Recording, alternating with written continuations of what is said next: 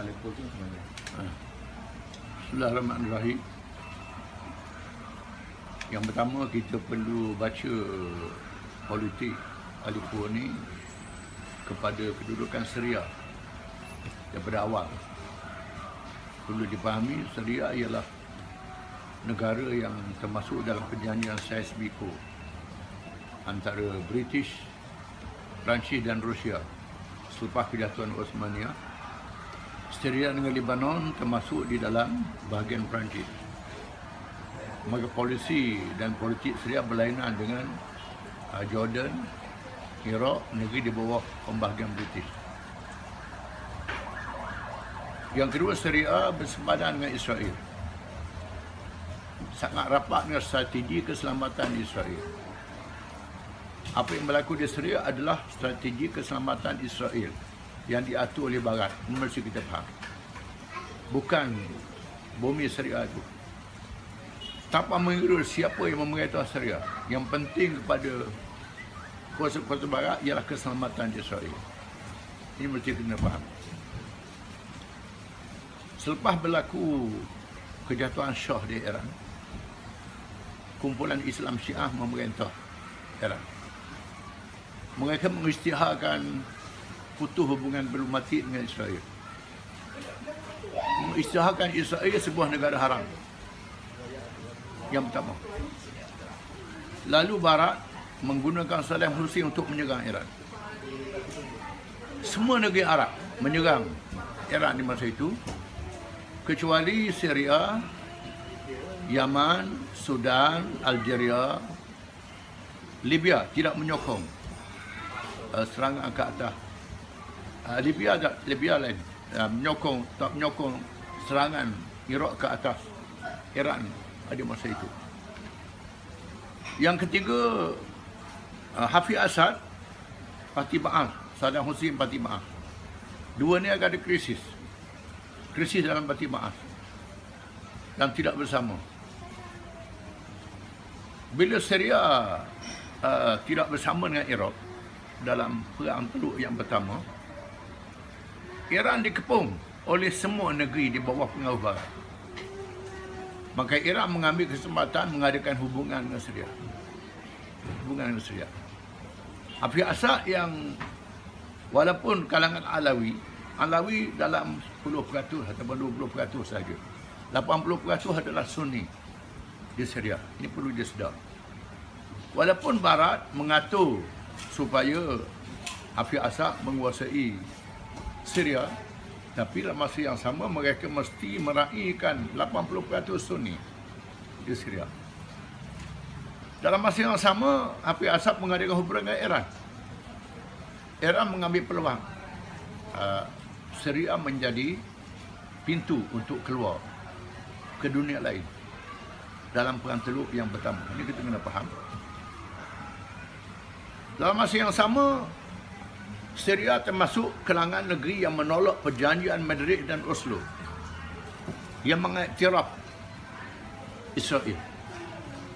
Mereka menolak penyelesaian dua negara Palestin, satu untuk Yahudi dan satu untuk Israel.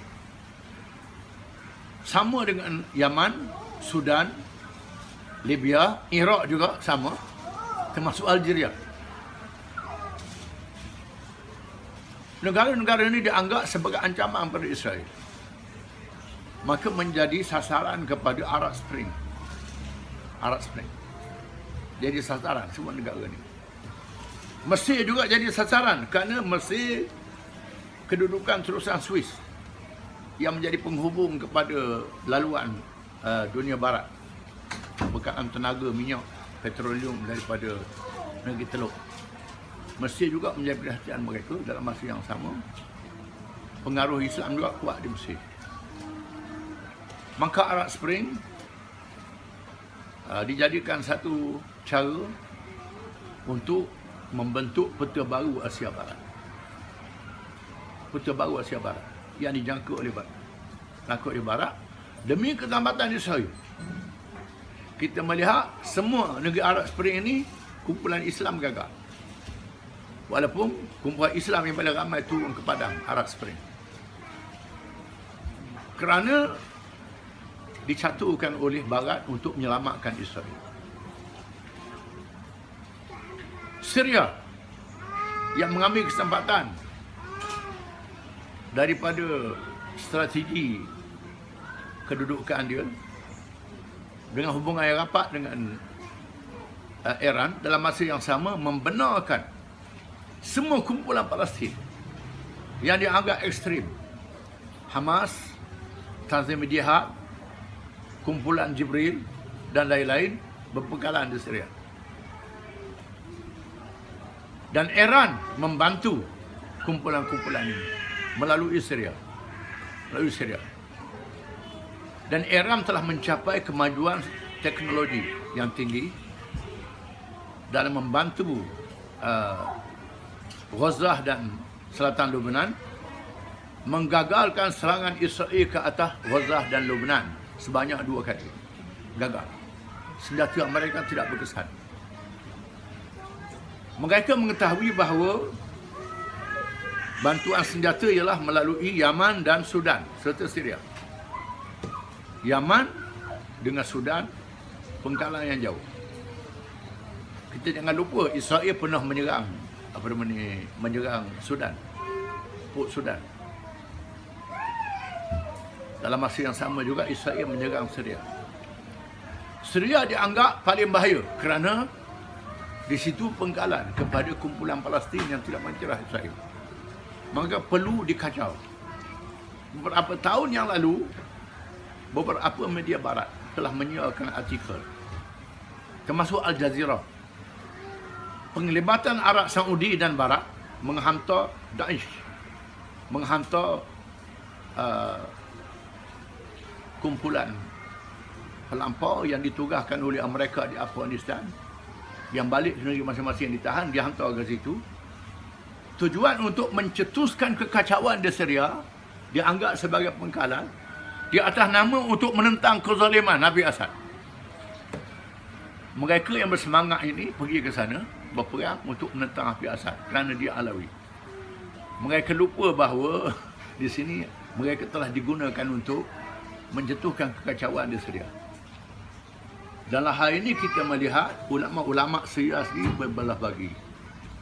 Contohnya Dr. Wabah Zuhaili almarhum mengambil sikap diam, dalam mengkritik rakyat Syria, berdiam dan tak keluar daripada Syria. Dr. Wabah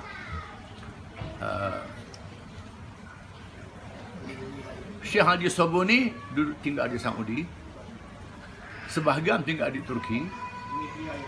Syekh Dr. Sa'id Ramzan Al-Buthi mengambil sikap bersama dengan Hafiz Asad. Kita melihat ulama-ulama di Syria pun berbelah bagi bagaimana nak menentukan sikap mereka dalam perkara ini. Dalam hal ini kita mesti faham apa yang berlaku di Aleppo pada hari ini adalah rantaian daripada semua yang saya sebut tadi. Khususnya 3 hari lepas saya baca dalam media di Aleppo, bangsa-bangsa bersatu menangguhkan kejahatan senjata, minta tangguh kejahatan senjata dan minta hantar pengaman. Wakil Syria di Bangsa-Bangsa Bersatu telah mendedahkan dalam sidang media di PBB, Ghaffari, wakil Syria mendedahkan ada 12 orang ejen tentera yang dikepung di situ dan mereka senaraikan nama-nama. Seorang daripada Israel, seorang daripada Amerika, seorang daripada Jordan, seorang daripada Turki, seorang daripada Morocco, seorang daripada Qatar, 6 orang daripada Saudi yang masih duduk di Aleppo. Apa makna ini semua? Menandakan betapa campur tangan tentera asing rakyat menjadi mangsa. Campur tangan semata-mata untuk menyelamatkan Israel. Turki ini saya yakin Turki yang Fethullah Gulen punya, bukan Turki yang Erdogan, yang masih lagi ada dalam tentera Turki. Saya rasa begitulah agaknya. Dan kita melihat bagaimana Turki sudah mengubah dia punya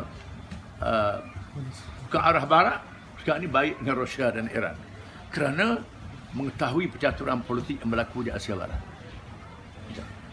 Ya. Terus ni Datuk Seri pergi ke hadir ke Tehran baru ni kan. Ya. So ada banyak yang kritik lah kata